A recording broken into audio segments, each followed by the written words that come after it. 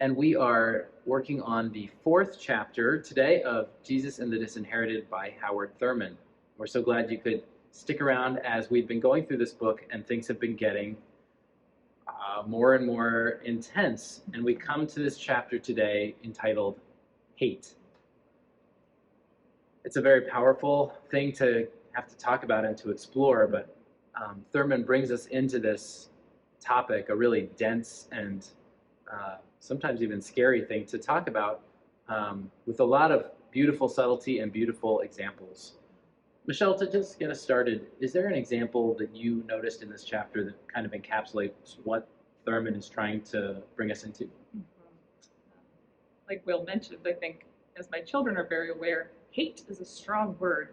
But when we read the example of Howard Thurman on the train and the white woman referring to him as that, to be so dehumanized and to have someone whipping up dehumanization against him as she discusses his presence with the other white folks on the train, that is a very palpable and strong feeling. And I think for any of us to imagine ourselves in that position, probably start having a sort of physical reaction to imagine being treated in that way. And the fact that Howard Thurman can recall that event in writing with such a lack of rancor is really, I think, a testimony to grace in his life and the way that he can examine that in his own racial group and lament that young black girls were speaking about potential violence to white girls in a way that he felt was really corrupting their souls, and to have compassion for that. This is a really rich book that brings us examples, and then to think about what we do with those feelings so they don't spill over and totally corrupt our souls. Mm-hmm. What's really interesting from that example, the one on the train, which is for anyone who hasn't read the book, of a white woman, when Howard Thurman, who's a black man, sits next to her on the train, she asks the conductor, "What is that doing here?" And then proceeds to go around the train and talk to everyone else, all the other white people, of how this is not right. This black person should be sitting in the train. That's right. Mm-hmm. So that example is where we get to see what it looks like for a white person to be consumed by their own hatred and how they marinate in it and even seem to enjoy going further in it. And to give a kind of social remission to all the other folks on the train. That's a really important point in this book, that hate can sort of remain a feeling, but until it has a sort of social permission to be released, whether it's in a sort of nationalistic context of war or like an agreed upon enemy, it doesn't necessarily spill over and infect everything. But when it does, it is a vitalizing force that is incredibly hard to contain, and it gives people identity in some ways, maybe a negative identity, but one that is corrupting to the public and highly detrimental to the individual as well.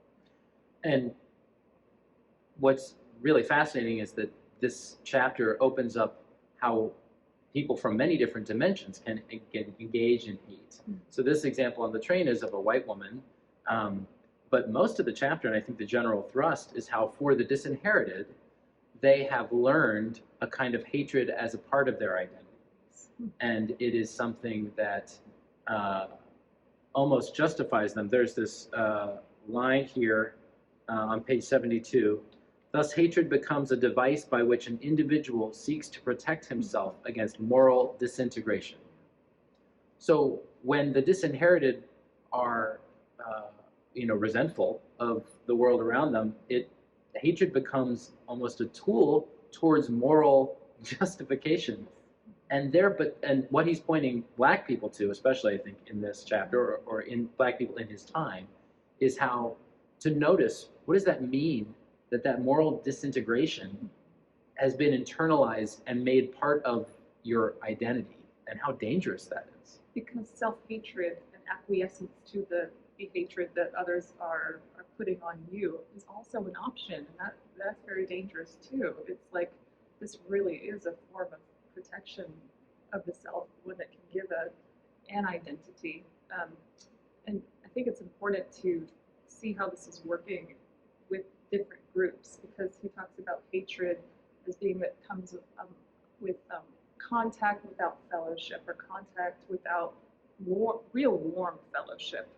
So that Southern blacks in the wake of Reconstruction could live peaceably with whites as long as they stayed in their place and were referred to by their first names and played the part of a submissive class.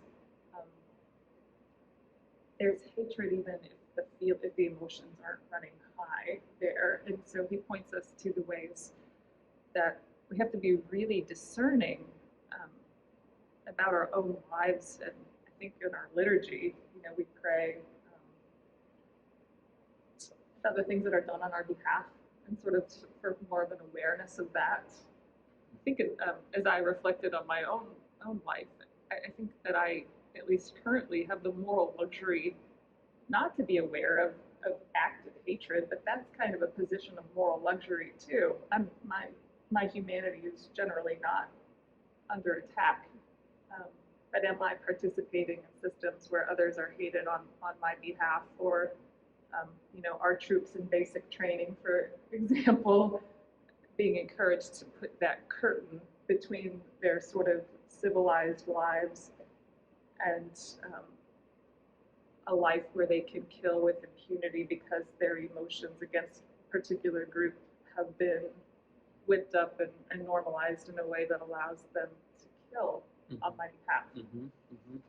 That's right, and we live in a world where we enjoy a lot of these privileges, whether we're aware of them or not. Where, our country is arguably the most powerful in the world, and that power means that there are plenty of people who are being disempowered because it's for our interests.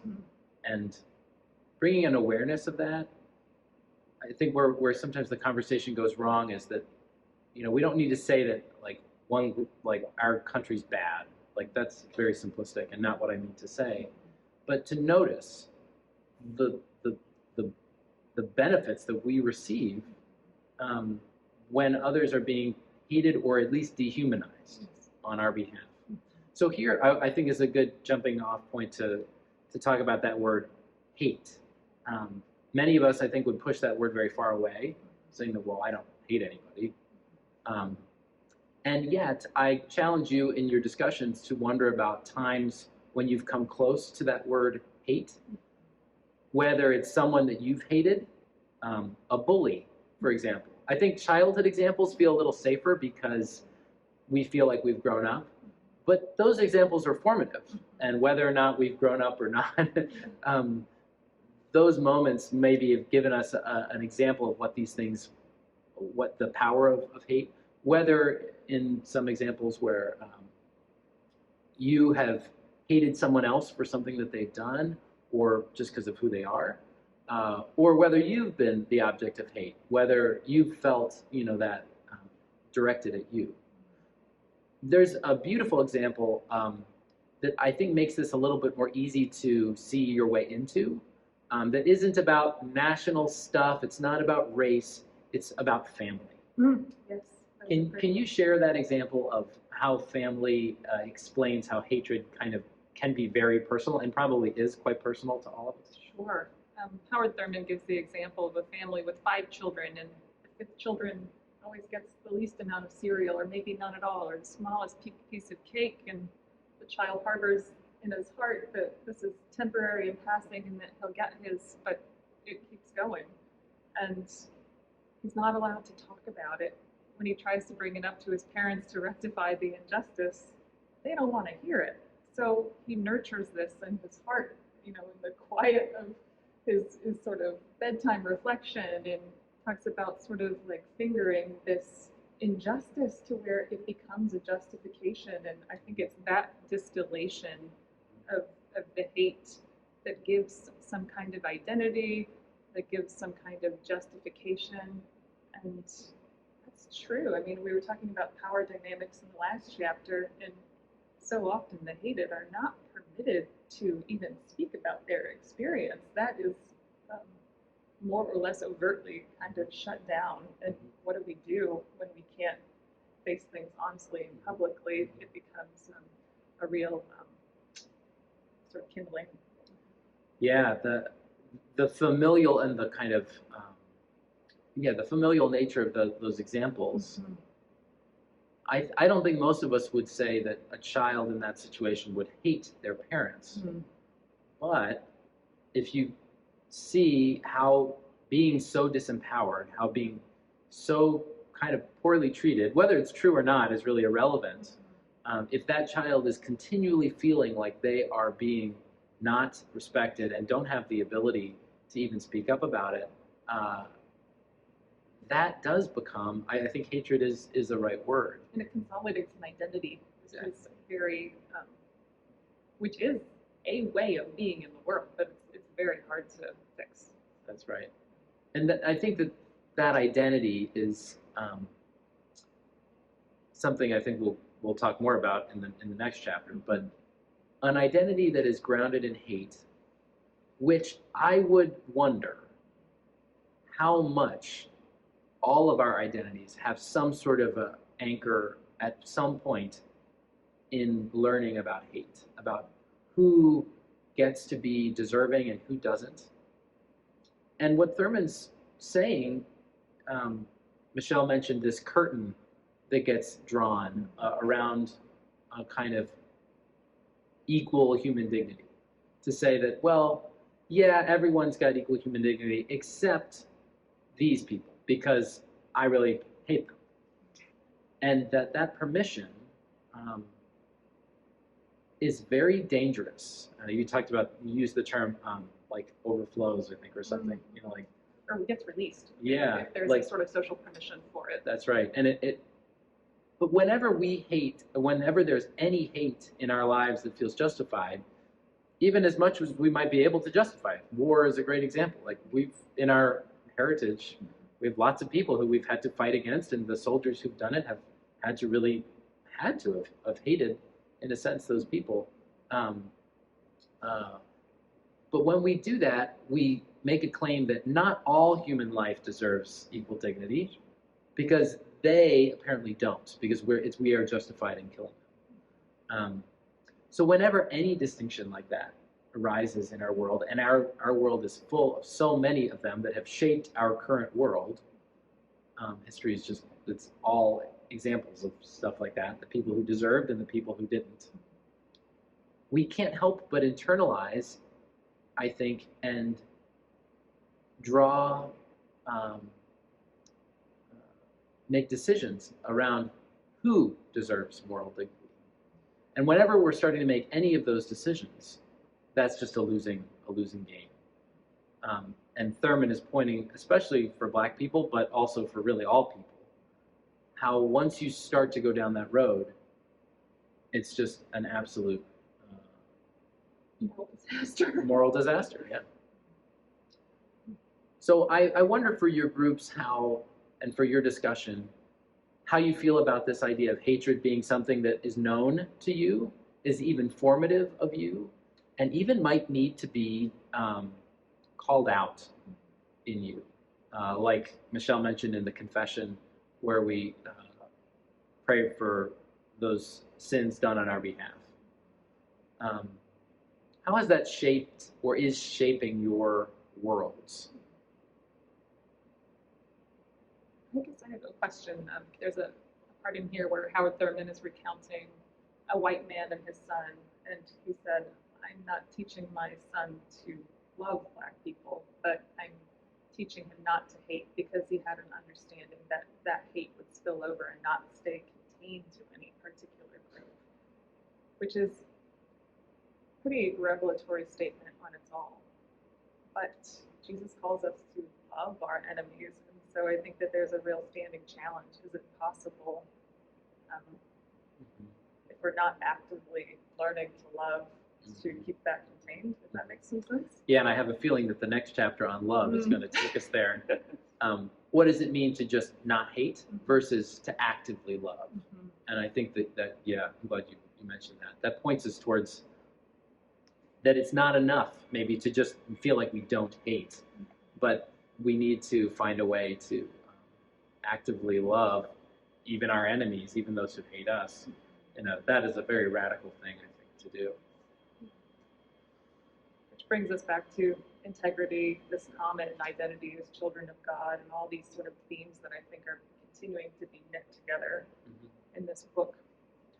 One thing I want to point out to you all is what I just see Howard Thurman doing in this. The number of this chapter is resonant for me just in my own life to think about the places where I might have known hate. I think it's resonant historically to look at how I think largely the black audience that he was writing to free them from a hatred that he felt had consumed their lives and made it, like, inserted a moral flaw into their situation that he felt needed, to quote an earlier passage, a surgery of the soul to redeem for black people. You can see how that echoes around for white people in that time as well, but I think his audience is specifically for black people. And then another thing that he brings us back to by the end, which I love how it just sort of happens towards the end of the chapter, is he says Jesus would have experienced these things too. Yes. Yeah. What did you make of that turn back towards Jesus and back towards taking all these reflections and putting them back in Jesus's day? Wow. I think that's a powerful move. I mean, he's drawing the themes of this book. Jesus was a Jew, a poor Jew, and a Jew under a dominating empire who's familiar with all our ways and all our trials and tribulations. And so there is super in that experience, I think, for anyone who's experiencing that kind of hate, to know that our Lord and Savior had that too. Like, what a radical thought. And that Jesus could be doing what we viewed as like sort of God's perfect will in the world and still be hated for it in some sense. I mean, that is both a challenge and a consolation. So I think it's a powerful form of solidarity, but a challenge not to remain in that negative identity, which is more overtly obvious for groups who have experienced that, and takes, I think, some more capacious thought and discernment for groups who don't necessarily experience that hate in the same way, but are maybe responsible for it in the world in some more subtle ways or complicated ways. Yeah. Well, I hope this has given you lots to think about. I want to leave you with one thought, that this pattern of hatred exists throughout history, and it definitely exists also in the church. I think it's easy for us to wonder about how we as Christians are, holding on to this very lovely ideal of love, which we will talk about next week. And it sort of distances us from some of this hatred and this sort of nasty or just very honest way of looking at humanity, because what Thurman's saying is this has been a continuous human condition. This isn't about saying anyone's bad. It's just, this is kind of what people do. So I want to just share briefly how we find parts of that in our own history, and even in this church. I wanted to record this today in front of this icon of John Chrysostom, because I don't know if many of you know, but John Chrysostom, while saying a lot of wonderful things and preaching the good news of Jesus Christ, I think very well and very famously back in his time around 400 or 500 AD, he also said some really, really hateful things and used hate to justify Christianity over and against other groups, specifically Jewish people. The root of a lot of our anti-Semitism that's come into our world can arguably be traced, I think, to John Chrysostom. So what do we do about that? I don't need to cancel John Chrysostom. I don't think that we should. I think that there's lots that he gives us. But especially, I just wanted to make it personal for all of you here in St. Chrysostom's Episcopal Church in Chicago, that this is an inheritance. Look, it's here. It's here with us. What do we do with it? How do we atone for it? How do we name it? How do we wonder about it? How do we go deeper? This is an example that isn't at all about race, but it is an example of how hatred has made a root in the fabric of what we live in today from a long, long time ago. literally in our furniture and our furnishings of our church. It's not all about that, but it is partially about that. And so I wanted to share that with all of you, just to realize that when we talk about hate, while it's something that it is a big word and can feel scary, it is in our lives. And I wonder if you might discuss that more in your groups of where you've known it in your lives. Can I draw our attention to close us out? The last poem Please. that Thurman wrote, another standing challenge to us. Sometimes it's easy, I guess this is not in italics, but the poetry we might skim. But I think that this is really a distillation of the chapter. Thou must not make division. Thy mind, heart, soul, and strength must ever search to find the way by which the road to all men's need of thee must go. This is the highway of the Lord. Well, thank you for engaging on this deep and personal chapter. We are looking forward to the road of love ahead. Thank you. We'll see you next time.